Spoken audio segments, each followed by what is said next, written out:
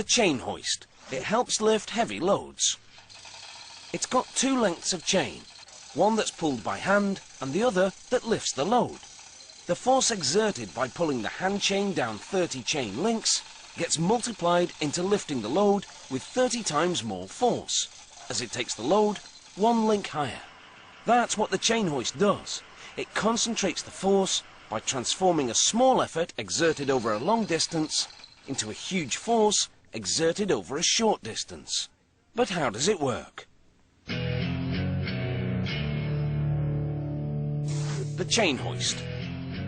The hand chain, cog, drive shaft, gears, load chain sprocket, load chain. The entire hoist unit gets hooked above the weight to be lifted. The load chain is attached to the weight. When the hand chain is pulled, it turns the cog. The cog then turns the drive shaft, which turns the gears, which turns the load chain sprocket, which lifts the load chain and the load with 30 times more force than was pulled. To find out how those gears concentrate the force and do some heavy lifting, we've got to take it apart.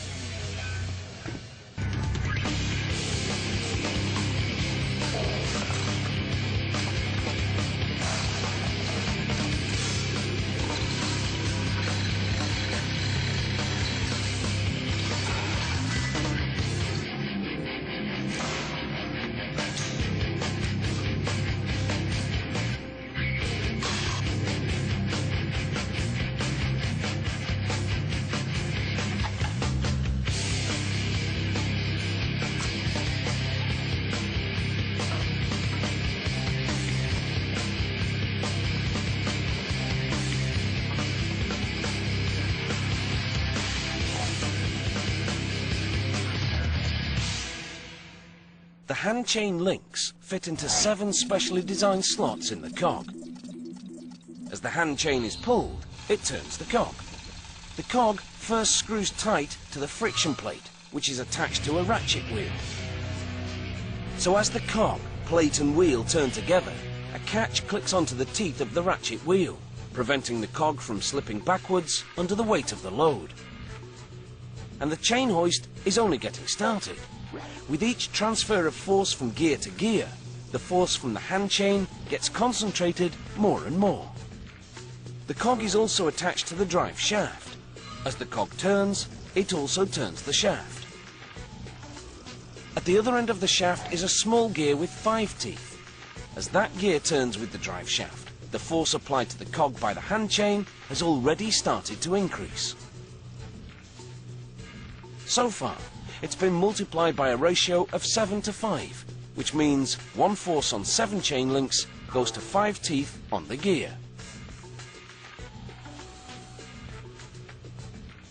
The small gear is now turning with more force, which puts stress on the teeth of the gear. To decrease the stress there, that gear turns 2 identical gear wheels at the same time. That way the stress of the gear's force is distributed across 2 teeth instead of 1. So the small gear turns the 18 teeth on each of those identical gear wheels. These gears have a small 4-tooth axle on the other side, essentially another small gear, which will in turn multiply the force there by a ratio of 18 to 4. And that's not all. Those smallest gears turn yet another larger gear, which has 19 teeth. Those teeth concentrate all their force on the few links of the lift chain that fit into the last sprocket. Thanks to all those gears, the force from the hand chain has been concentrated again and again until it's been multiplied 30 times. The chain hoist, it's amazingly simple.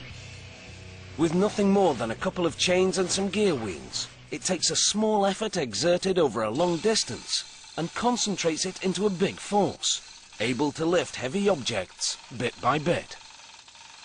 Now that is powerful.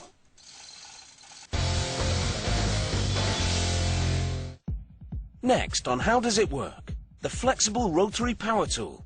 To transmit movement through a flexible cable, it has to be rigid and flexible at the same time. Its secret weapon.